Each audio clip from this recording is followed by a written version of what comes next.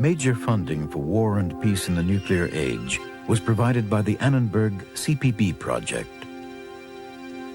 Additional funding was provided by the Chubb Group of insurance companies for over 100 years, providing business and personal insurance worldwide through independent agents and brokers, and by the W. Walton Jones Foundation, the John D. and Catherine T. MacArthur Foundation, the Alfred P. Sloan Foundation, the Andrew W. Mellon Foundation, the Rockefeller Brothers Fund, public television stations, and the Corporation for Public Broadcasting. By the early 1950s, atom bombs were no longer scarce and expensive.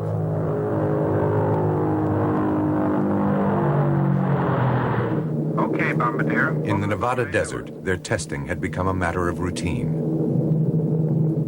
Arms away.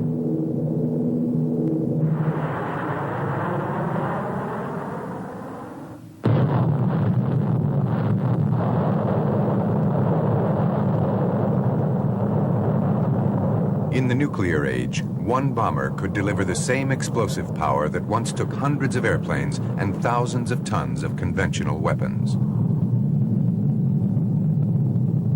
An atom bomb was the cheapest and most efficient means of mass destruction ever devised by man.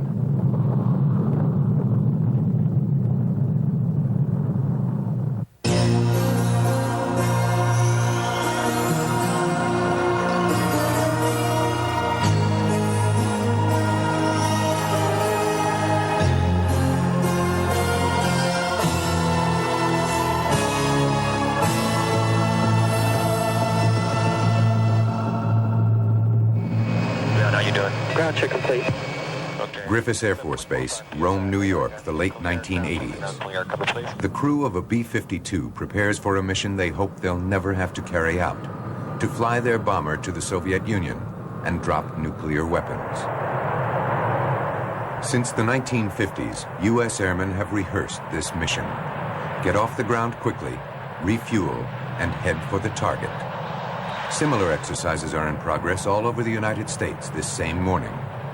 Crews of 6 in giant intercontinental bombers, keeping the peace in the nuclear age, they believe, by practicing for nuclear war.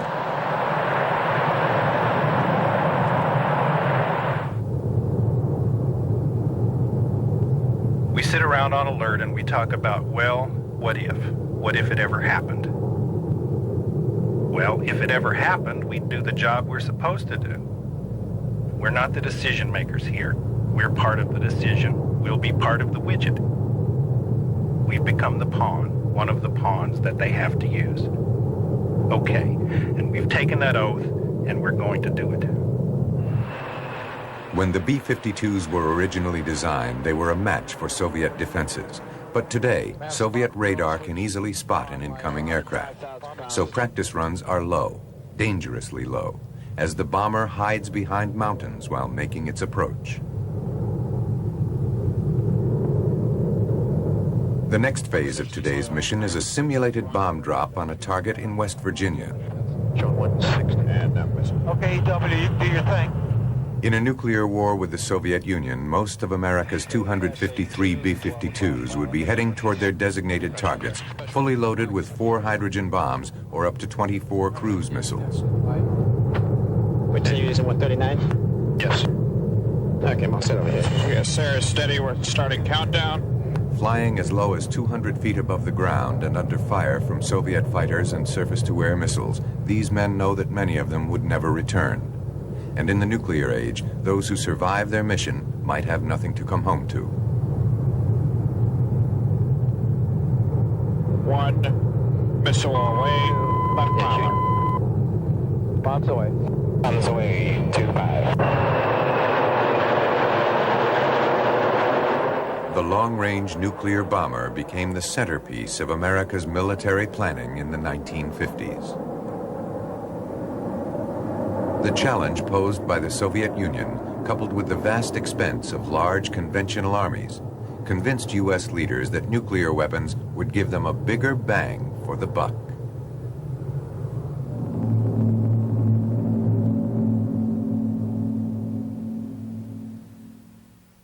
Ike for president, Ike for president, Ike for president, Ike for president. You like Ike, I like Ike, everybody likes Ike for president. Hang out the banner, beat the drum, we'll take Ike to Washington. We got to get where we are going, travel day and night for president. Let Adelaide go the other way, we'll all go with Ike. You like Ike, I like Ike, everybody likes Ike for president. Hang out the banner, beat the drum, we'll take Ike to Washington. We'll take Ike to Washington. 2 weeks after the euphoria of his landslide victory, the president-elect visited the front in Korea. It was the war's third winter, with little to show for the effort. The general who had led the Allied armies to victory in World War II believed that wars like this one were a mistake. America could not afford a series of ground wars on the fringes of the communist bloc. They could soak up American lives indefinitely. After Korea, it might be Southeast Asia, the Mideast, or Europe itself. America was spending $53 billion a year on its armed forces.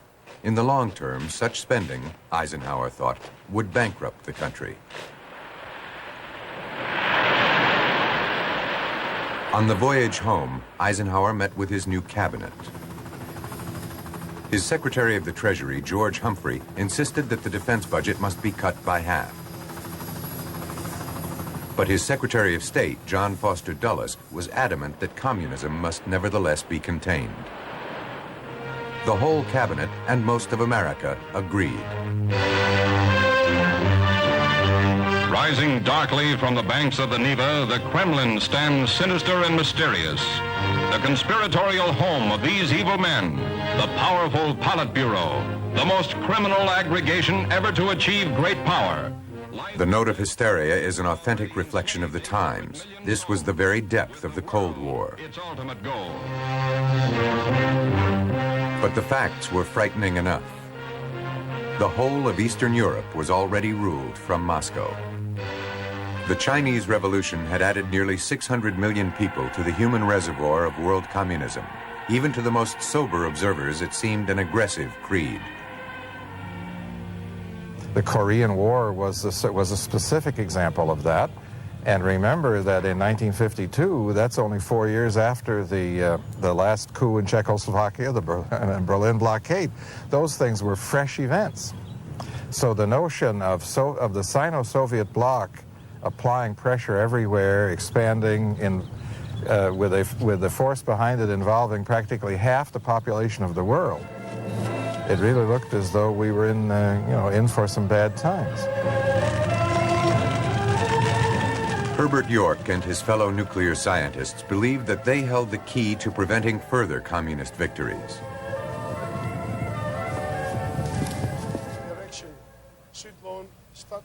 On Eniwetok Atoll in the Pacific Ocean, they had just created the world's first thermonuclear explosion.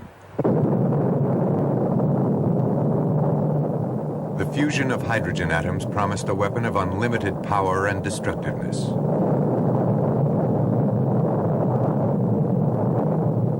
Back in the Nevada desert, they were perfecting smaller atomic weapons. Compact and inexpensive, they would provide an army on the battlefield with unprecedented firepower.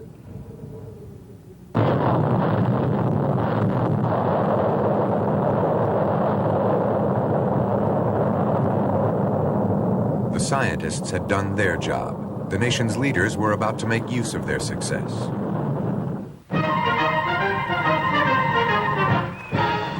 By July of 1953, the Korean War was over. The armistice represented neither victory nor defeat, but at least the boys were coming home. Corporal Carlson, first man off, is greeted by Governor Langley of Washington and the Seafair Queen, who is the shy type. Oh, come on, honey. Oh, no. Oh, yes. How long does this go on? Well, he made it. While the country rejoiced, the administration decided that the experience of Korea must not be repeated.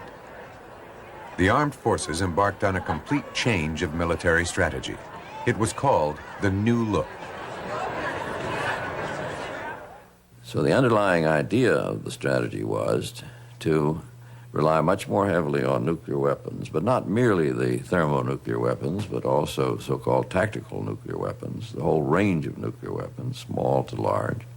And second, to rely much more on the capacity for mobility and flexibility of the West in responding to any aggression.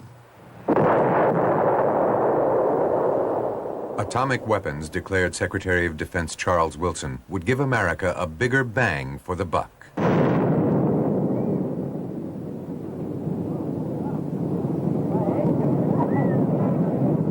Cheaper atomic munitions must substitute for costly troops on the battlefield.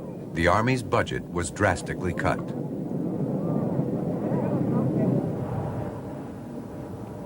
At the atomic test site in Nevada throughout the early 50s, the Army and the Marines set about discovering how to use atomic weapons and how to survive them.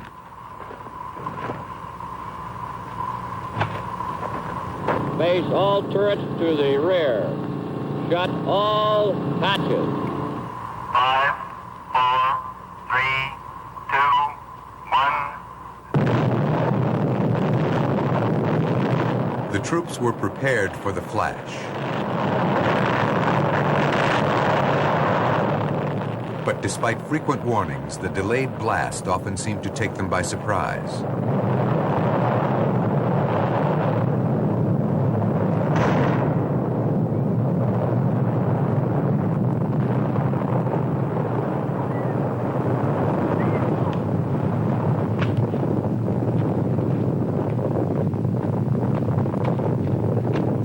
The Army was testing tactical weapons for use against enemy tanks and troops.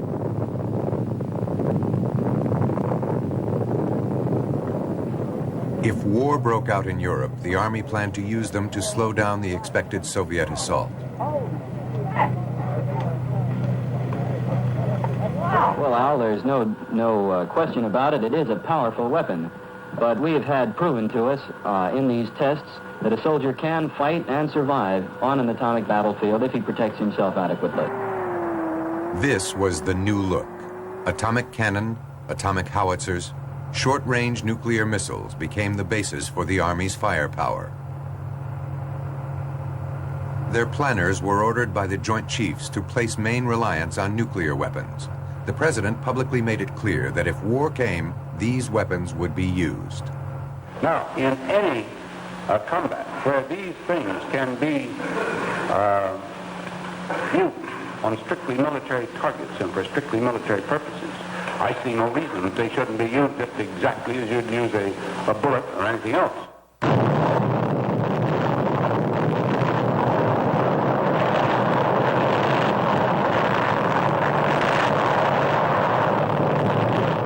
The U.S. Navy, too, took on the new look. It went to considerable lengths to arm its aircraft carriers with nuclear weapons. This is the Navy Sky Raider, #1 attack airplane in the Navy, and was the best propeller airplane ever built. After using it in Korea, we turned it into a nuclear bomber. We used to hang big nuclear bombs underneath here that filled up the whole underside of the airplane. In order to get the range we needed for the nuclear missions, we used to hang huge fuel tanks on these wing pylons, and then we could fly the airplanes for 10 hours at a time. Now, I trained for hours and hours and weeks and months on this nuclear weapons delivery mission. We used to fly along the ground, about 50 feet off the ground, as fast as this old hog would go. And then we would pull the airplane up sharply in a 4G pull-up, squish yourself down in the cockpit, your eyes going closed, and about the time you got into a position like this, there was a big bang, a big thump, and the cockpit filled up with smoke, the bomb flew off, and then you rolled the airplane over into a sharp maneuver, pulled it sharply down, aimed for the ground, and went just as fast as you could go to get away from the blast. But the new look gave the main burden to the Air Force. It was better to deter communist expansion than to fight it. The best deterrent was the threat of devastating nuclear attack on the Soviet homeland.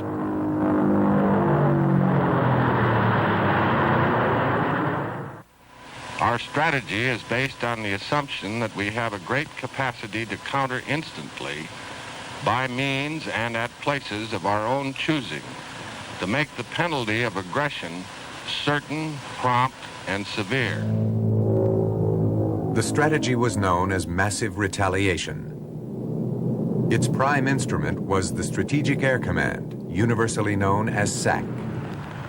From its headquarters at Offutt Air Force Base, Nebraska, SAC was vigorously led by General Curtis LeMay. He had commanded the wartime bomber assault against Japan. Now, he urged on his officers that they were the elite of the American military, the front line of her defense. He was a superb military commander, and he believed that the best way to maintain peace is to be ready for war. There was an excitement in SAC. People knew that it was the most important part of the national defense capability in those days. It was getting new equipment. It was being built up. It was an exciting time to be a part of the Strategic Air Command. To the alarm of the other two services, nearly half of a reduced defense budget went to the Air Force. The primary mission of its new jet bombers was to deter a war. But if deterrence failed, SAC intended to defeat the Soviet Union from the air. To do that, SAC needed the capacity to destroy the enemy's entire military and industrial base.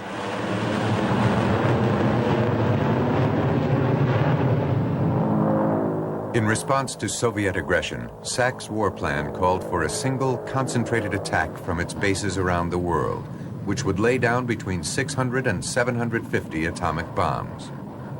A contemporary Navy document observes, "The final impression was that virtually all of Russia would be nothing but a smoking, radiating ruin at the end of 2 hours."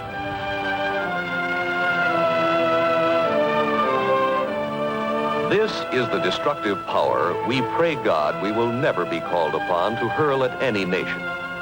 But should it become necessary, let us not hesitate because it is foreign to our nature to use the power which has been given us.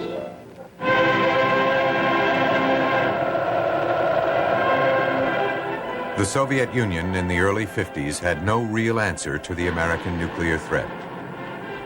Stalin had left to his successors a huge medium-range bomber force, but it had been built to threaten Western Europe, not the United States. In their secret councils, Russia's new leaders were well aware that in an all-out nuclear war, their country would be devastated, while the United States would escape unharmed.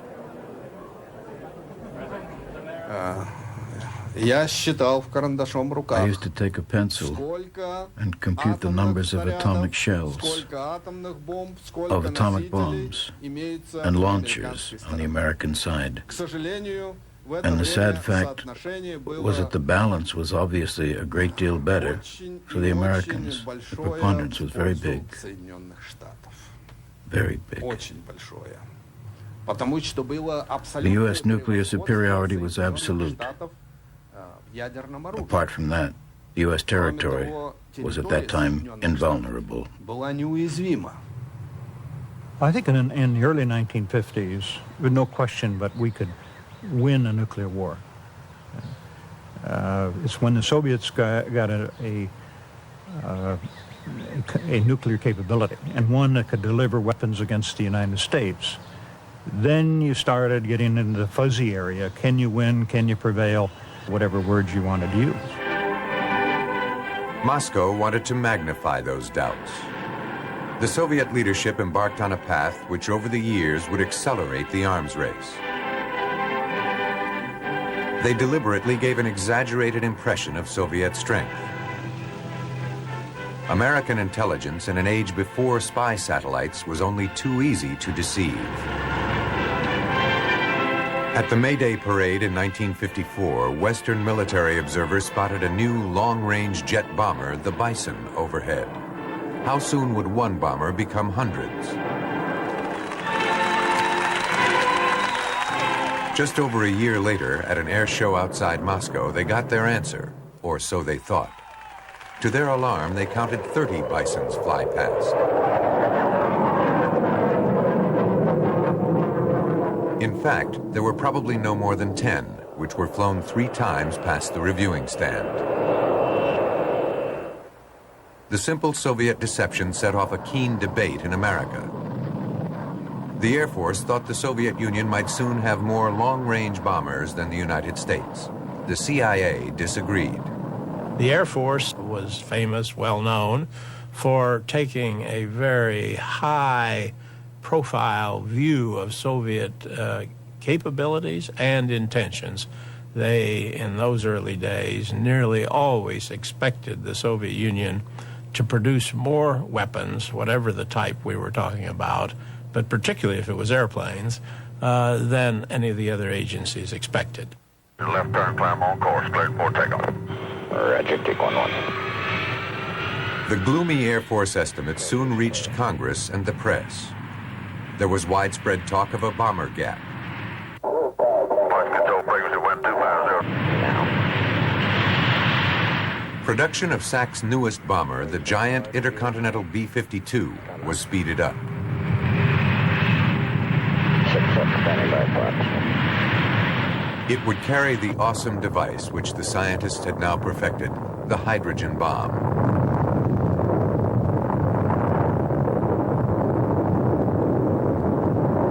H-bomb tests in the Pacific were yielding blast, heat, and radiation hundreds of times greater than the biggest atom bomb.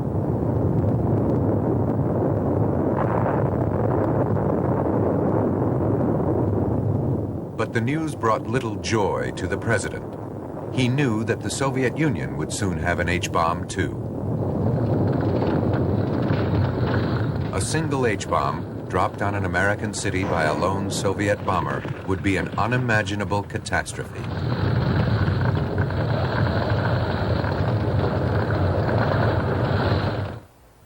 Eisenhower was beginning to realize that this was an arms race which neither side could win. Eisenhower's thinking evolved very considerably over this period, and a major event in that evolution was the attainment of the thermonuclear weapon, the H-bomb, by the Soviet Union. And more, his thoughts turned to some kind of arms control or arms reduction. In July of 1955, with his wife and his son John, Eisenhower arrived in Geneva for a summit conference. He was to meet the new Soviet leadership for the first time.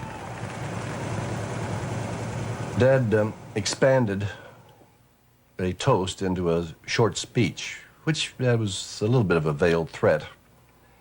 He said it's absolutely essential that we work out peaceful solutions to our problems between us, because an exchange of nuclear stockpiles between our countries would mean eradication of human life in the Northern Hemisphere. The Russians were happy to talk about nuclear disarmament. But first, said Eisenhower, each side must know what nuclear weapons the other side possessed. The President, in an effort to break the deadlock, made a precedent-shattering proposal, offering to submit a blueprint of America's entire military establishment to Russia, with permission to make authenticating aerial photographs if Russia would do the same. After the proposal that day, he walked along with Khrushchev, and Khrushchev came right out and said, it's a very bad proposal, it's a spy system. The Russian leaders were horrified by Eisenhower's proposal. His open skies plan would have allowed American aircraft to take photographs all over the Soviet Union. And that would have revealed the very weakness the Soviets were taking such trouble to conceal. But Eisenhower felt that he must know more about Soviet nuclear capabilities. If he could not do it with their agreement, he would do it without. Back in California, the Lockheed Aircraft Corporation had set up a secret factory. It was known as the Skunk Works. There, in less than a year, it had designed and built a revolutionary new reconnaissance aircraft. Only a week after Eisenhower's return from Geneva, the U-2 took off on its first test flight.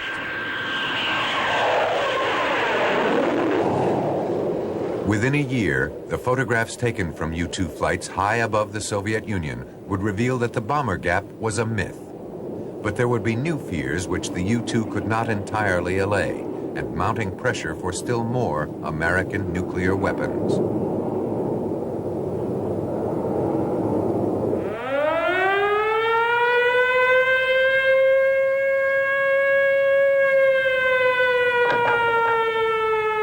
The greatest fear was of surprise attack on America itself. Nationwide alerts were held. Whole cities took to the subways and cellars. The president was flown to an emergency command center in a secret location outside Washington. We are here to determine whether or not the government is prepared in time of emergency to continue the functions of government, so there shall be no interruption in the business that must be carried on. In the spring of 1957, the president appointed a commission of experts to advise him whether he should spend billions on a system of public fallout shelters. The commission soon became convinced that the safety of America depended on strategic air command much more than on shelters. It was better to deter a nuclear attack than to survive one. Yet SAC itself, it was feared, might be vulnerable to surprise attack. If its bombers were caught on the ground, they would make a perfect target for Soviet H-bombs. General Curtis LeMay was well aware of the danger, but he assured Congress that SAC was prepared. And that is that the Soviet Union has a long-range attack capability that it did not have 5 years ago. This factor creates the possibility of an initial surprise attack upon Strategic Air Command, which in turn would reduce its deterrent power and retaliatory capability. However, under any reasonable set of assumptions, we believe that we now have the capability of winning any war the Soviets might start. Thanks to new radar early warning systems, SAC claimed, it would be able to get a third of its force off the ground before any Soviet bombers could reach the United States. The classic scenario was played out in many Air Force films, like this one, produced in the late 50s. Defense control, urgent. This is Air Defense. Go ahead, Air Defense. We have a large number of unidentified aircraft coming in from the north. Our television camera covers our board at this moment. Air Defense, this is General Larson. How much time have I to get my aircraft off the ground? Our first check of their speed indicates you have about 2.5 hours for your bases in the northern United States. We'll have a third of our force launched within 20 minutes.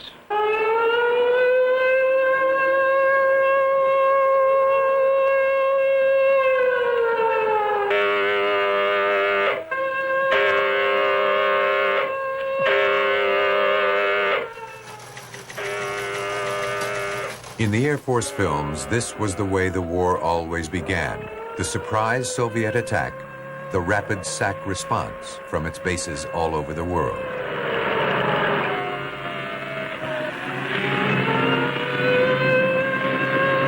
But in real life, the President's Commission discovered, SAC was not as prepared as its publicity claimed.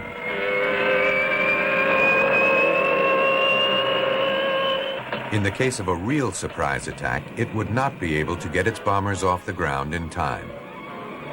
Instead, SAC was hoping to get in the first blow itself.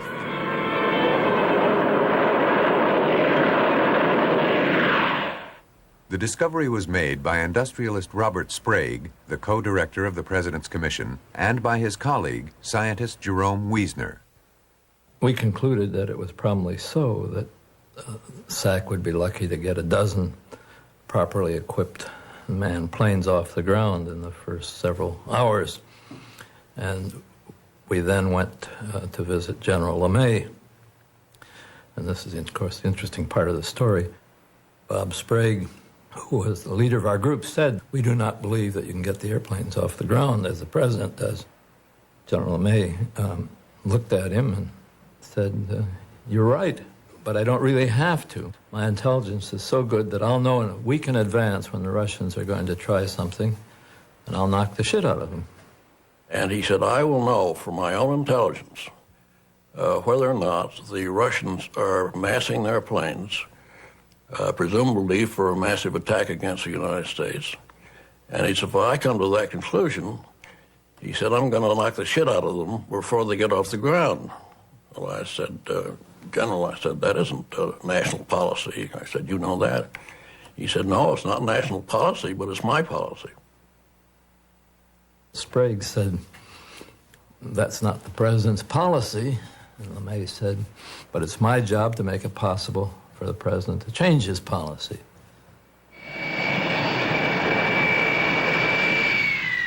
But the days when SAC could even dream of getting in the first blow with its bombers were almost over.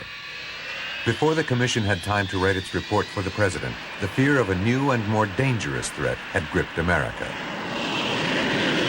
The age of the missile had arrived.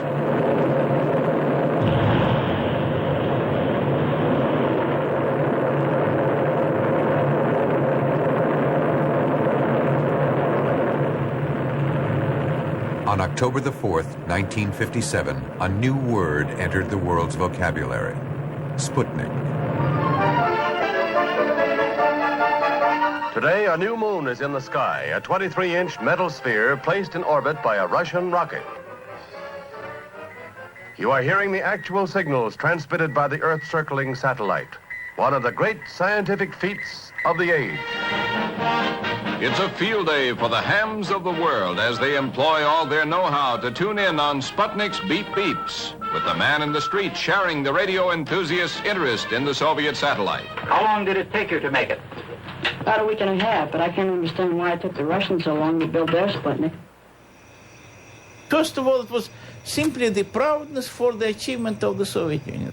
Americans are still on the ground, and we are in the space. You know, it was tremendous psychological, I don't know how, joy, because we've done it not with anybody else, but with Americans who were you know, secretly always envying for his technical prowess. And now we are America, actually, you know. Sputnik, I think, jarred Americans into the realization first that we had a very formidable competitor, that they could do what we could do and even exceed us in one respect. We've always assumed with the Russians that we were far ahead of them, that technologically they were backward. In November, only a month after the launching of Sputnik 1, the Russians launched the much larger Sputnik 2, with the dog Laika on board. Both sides were aware that a booster which could put a dog into space could send a very large nuclear warhead all the way to the United States. But the strategic implication was that, you know, it's now we could reach the United States literally, with the atomic weapons. And that changed everything, you see. It changed the whole situation with regard to our assuming that we would continue to be overwhelmingly superior in nuclear weapons. Because if they could be delivered now by missiles, that meant the enormous advantage we had in aircraft was now going to be dissipated. The president tried to calm a nation whose reaction bordered on panic. Long-range ballistic missiles, as they exist today, do not cancel the destructive and deterrent power of our strategic air force. But Eisenhower's Democratic opponents held a majority in Congress. Senate leader Lyndon Johnson organized special hearings. Almost every expert witness called for greatly increased spending on U.S. missiles. And if the relative effort continues, there is no doubt that in a few more years, the Russians will leave us behind and way behind. Did you ask last year for more money, for more missiles, for more men? Yes, sir. And you were denied it? Yes, sir. Unless we do something, and something very radical, we're going to be in an inferior military position to the Russians in a very short period of time. Well, as a matter of fact, most of the missile programs are slipping now for lack of funds. They should be accelerated, just about all of them. But Eisenhower refused to panic. He agreed to a moderate increase in funding for missiles, but he did not accept that America was far behind. He did not see the reason for a crash program, and on that position, he came under pressure and under attack from people who wanted such a program for the remainder of his whole administration. We must guard against feverish building of vast armaments to meet glibly predicted moments of so-called maximum peril. America's missile effort, Eisenhower believed, was vast enough already. A bewildering number of competing programs, Army, Navy, and Air Force, were employing hundreds of defense companies, thousands of employees. In December, only 6 months after the Russians, the United States successfully tested its first intercontinental ballistic missile, or ICBM, the Atlas.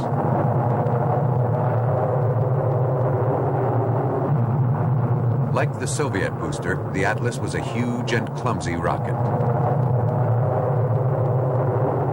But the engineers were already working on a compact and efficient missile, the Minuteman. It would become the mainstay of the American deterrent in years to come. The most dramatic technological breakthrough was the Navy's.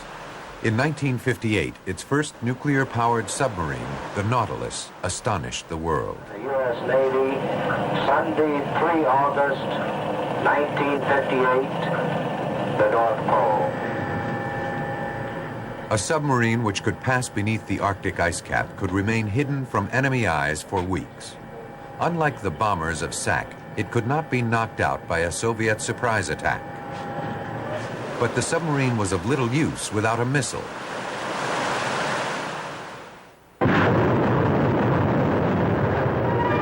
Other missile news from California, where development of the Navy's Polaris, the intermediate-range missile, speeds ahead.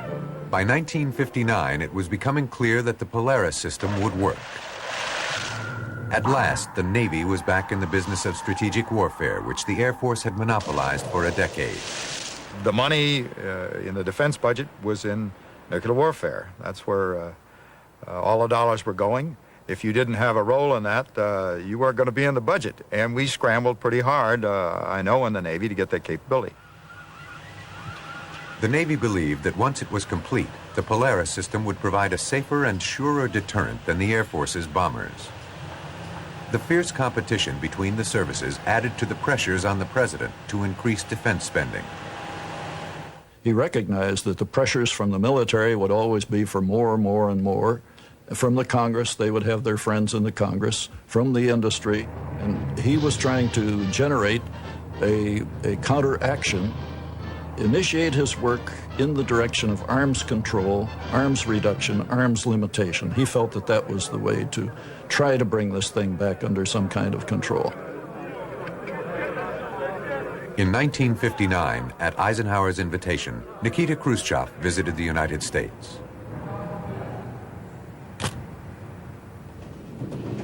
As he traveled the country, America grew quite fond of the rambunctious Mr. K.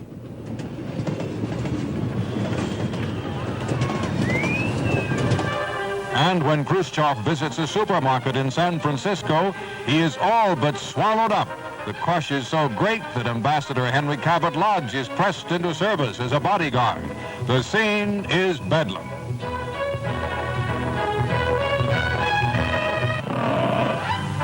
Soviet and American pigs can coexist, says Khrushchev. Why can't we? There's one thing that was reassuring about Khrushchev. That is that he liked living, he liked attention, he liked human relationships.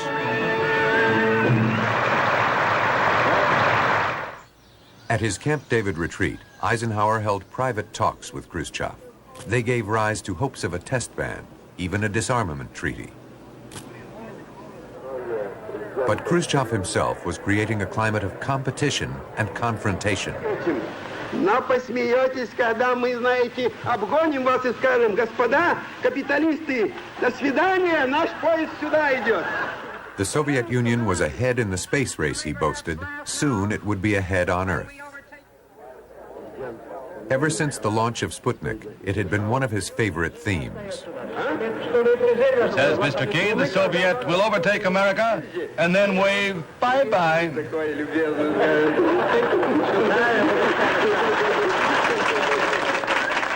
Khrushchev had coined the phrase peaceful coexistence. We are both men of business, concludes Khrushchev. But in his angrier moods, he made wild claims about Soviet missile production. October 1957. We now have all the rockets we need. March 58. European nations can be wiped from the face of the earth. January 59. Serial production of ICBMs has been successfully organized. In fact, the ICBM program was not going well. Once again, Soviet bluff was covering up for Soviet weakness.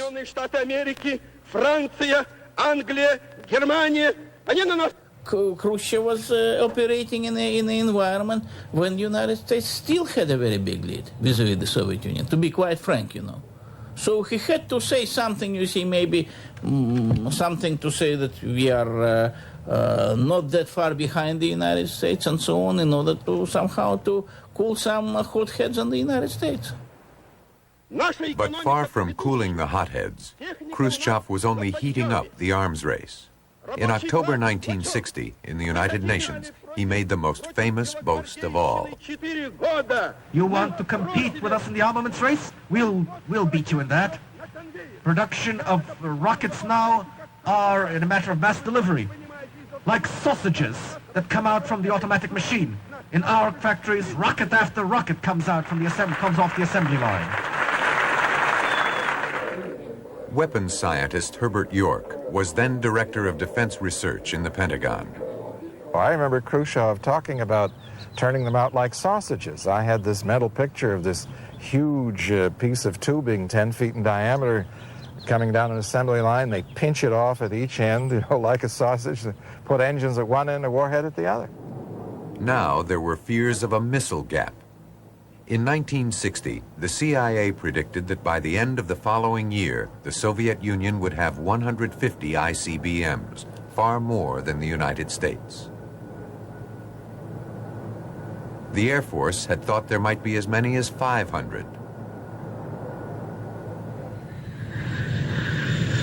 But the president and his advisors were skeptical. The main source of hard information was still the U-2. More than 30 flights had been made over Soviet territory to hunt for ICBM launch sites. Well, we looked very hard. We never found any, except for a few at the missile test site. And while proving a negative was impossible under the circumstances, I mean, the Soviet Union is huge and closed, proving there were no missiles was impossible. On the other hand, the fact we were not finding them where we thought in the few places we could look and where we thought they ought to be, was beginning to persuade me and others, especially President Eisenhower, that indeed the missiles probably aren't there. That Khrushchev is bluffing, and that the American experts who claim that there are lots of Soviet missiles are also, in some sense, serving their own purposes in claiming so. 1960 was an election year. Senator John Kennedy made the missile gap a central theme in his campaign for the Democratic nomination. Senator Stuart Symington, another presidential hopeful, had close contacts in the Air Force.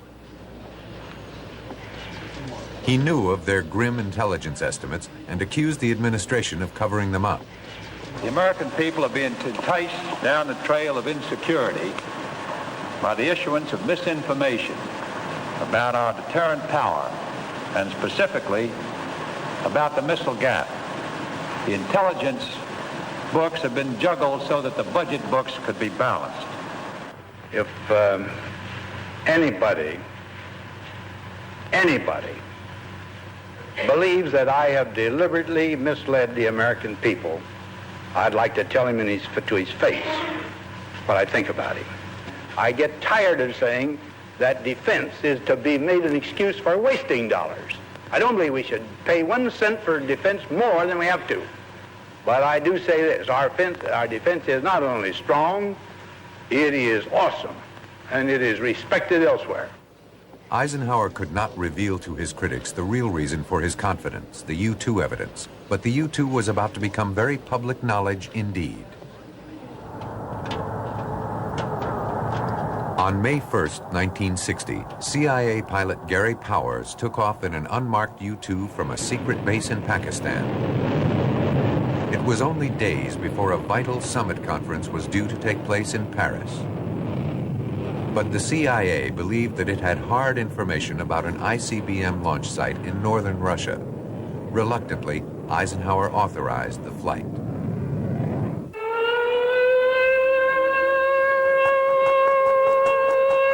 When Khrushchev announced that a U.S. spy plane had been shot down by Soviet missiles, the administration claimed that the U-2 was a weather plane which had gone off course.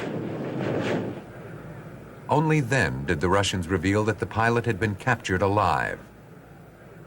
He was to be put on trial for espionage. Do you plead guilty to the charges? Yes, I plead guilty. I was very bitter against the CIA because Allen Dulles had assured the president in my presence that no man would ever be taken alive. And when we first heard about the U-2 going down, our reaction was only just feeling sorry about the pilot. Well, communications broke down someplace between Allen Dulles and the working level out in the field because they gave Powers a parachute, which was not exactly consistent with the idea that no man would be taken alive. Powers was imprisoned for a few years and then swapped for a Soviet spy. The real casualty of the U-2 incident was any chance of a meaningful agreement between the premier and the president. The crucial summit conference in Paris was doomed from the start. Khrushchev stormed dramatically from the very first session and did not return. He fires a barrage of threats. The arms race would continue, but did America really need any more nuclear weapons? As the first Polaris submarine prepared to join the fleet, a dispute on that very question was raging between the Navy and the Air Force. From his place on the White House scientific staff, George Rathjens was a close observer. The Navy view had been one of minimum deterrence. Let's maintain a capability sufficient to destroy the Soviet Union as a going society, and that's enough. And the Air Force view had been very much, well, we're going to fight a war, very much as we fought World War II, where we would destroy industrial facilities, ball bearing plants, steel mills, oil refineries, the whole works. In the Air Force view, it could generate almost infinite force requirements. The Navy lost the argument. Strategic Air Command, in its subterranean control room in Omaha, Nebraska, had all the expertise in nuclear targeting. Hundreds of planners, detailed target lists, computers to coordinate the attack. The Secretary of Defense ordered the Navy's nuclear planners to Omaha to form a joint targeting staff under SAC command. We got calls. I got a call on a Thursday morning about 11 o'clock, said I would be in Omaha, Nebraska on a permanent change of station by Sunday afternoon at 5. And I was there. I was in the first plane load. Miller found that the most important document at Omaha was the guidance. It came from the Joint Chiefs and the Secretary of Defense and laid down what a nuclear attack was expected to achieve. The remainder of the force has been... It adopted the old Air Force strategy. The entire military and industrial infrastructure of the Soviet Union, Eastern Europe, and China was to be destroyed.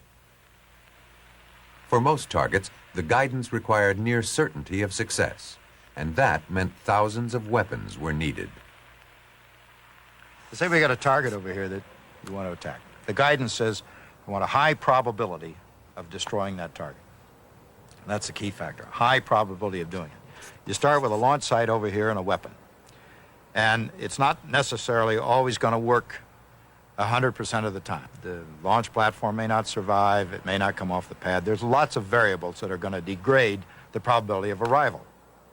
And as it comes along its route to the target, it probably stands some chance of failing. A certain percentage of them will not make it. A bomber will fall out of the sky or so forth. Then they'll go by various military targets. Say it's a fighter base or a radar site, or maybe it's a surface-to-air missile site along here. You've got to take those out. You've got to drop weapons on those in order to clear the way for the primary weapon to get to the objective, the target that you were told to get. And then, of course, after it arrives, it may not go off, so you had to put another one on. You put all of these factors together, you end up with a lot of weapons just to guarantee this high probability that you were given in your guidance. A high probability that at least one bomber or missile would get through to each target might still not be enough to satisfy the guidance. Bombs away. One bomb might not cause sufficient damage. It was a very high level of damage that was specified. In the nuclear effects business, I guess they still do it, we had percentage figures, but we also had adjective ratings. Moderate damage is, to be a little facetious, is gravel. Severe damage is dust. They didn't want it reduced to gravel. They wanted it reduced to dust. In the dying months of his administration, a concerned President Eisenhower sent his chief scientific advisor, George Kistiakowsky, and his assistant, George Rathjens, to Omaha. The levels of destruction that were going to be inflicted on Soviet targets were extraordinarily high. I asked for an atlas, and I looked through the atlas, and I picked the city in the Soviet Union that I thought most resembled Hiroshima, just to see how heavily they would attack that target compared with what we had done in 1945. And I must say I was a bit taken aback. I discovered that that particular city had 4 weapons allocated to it. One of them, as I recollect, was 4.5 megatons, 300 times the size of the Hiroshima weapon. And then I believe it had 3 backup weapons, each of over a megaton. We came back and we reported to the president, and he had been fearful that the whole exercise would be used, or was being used, to generate requirements for additional numbers of nuclear weapons and delivery systems. And I think our story confirmed his worst fears. I would have said, if you think it's a massive overkill, go back and change the guidance. Go get the guidance changed. Get the President of the United States, you're advising the President, go get the President of the United States to change the guidance. But Eisenhower had run out of time. His concern about the size of the nuclear arsenal had come late in the day. For most of his presidency, he had stuck to the slogan with which he had started, that nuclear weapons gave America a bigger bang for the buck. Within a year, President Kennedy would discover from spy satellites that compared with America's 70 ICBMs, the Soviet Union had deployed just 4.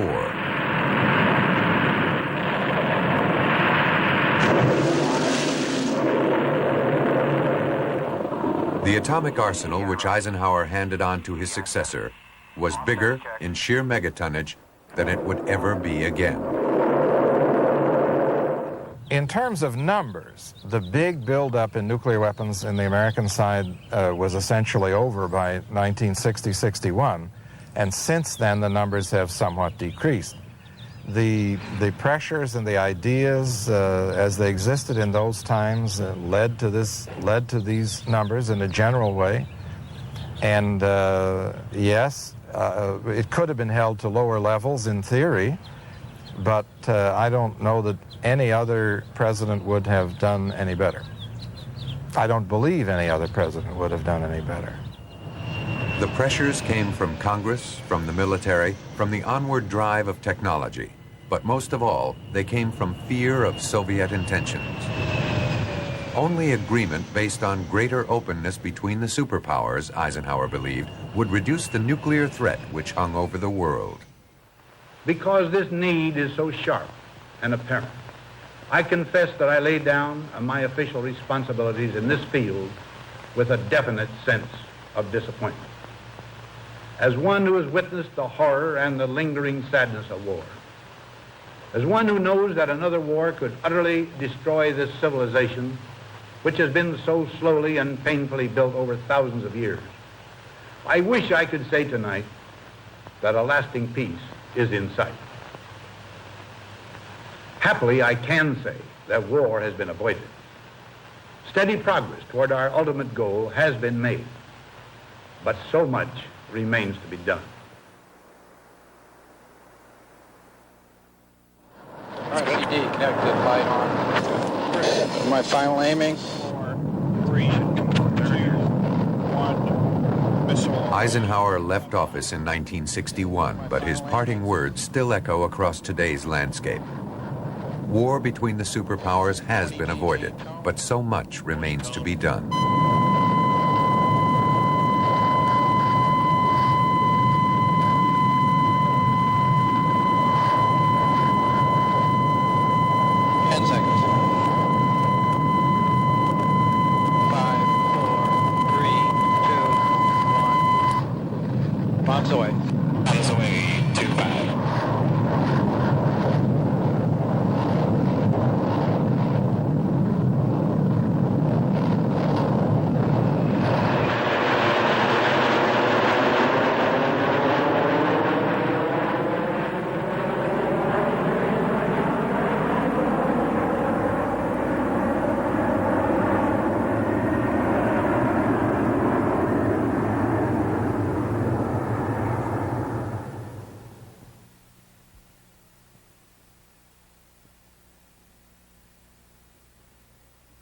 This program was produced by WGBH Boston, which is solely responsible for its content.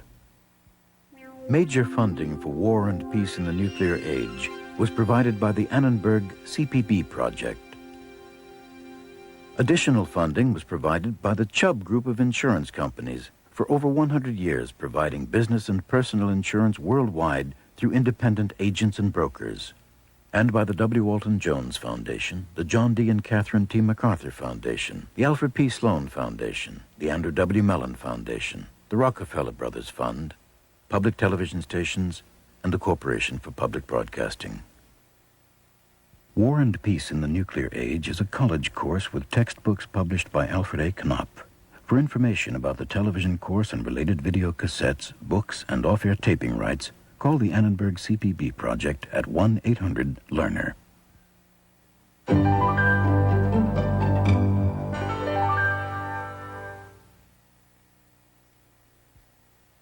The companion book to War and Peace in the Nuclear Age is now available. Written by John Newhouse and published by Alfred A. Knopf, the 512-page hardcover can be ordered by calling 1-800-441-3000. $24.95 plus handling. Please have your credit card ready. Europe is armed and dangerous. If the war comes, it will be the battlefield. There is an unacceptable risk of nuclear war today because NATO commanders would expect in the early hours to request authority to use nuclear weapons. Next time, Europe goes nuclear. How power, politics, and national pride influence the arming of a continent. War and Peace in the Nuclear Age.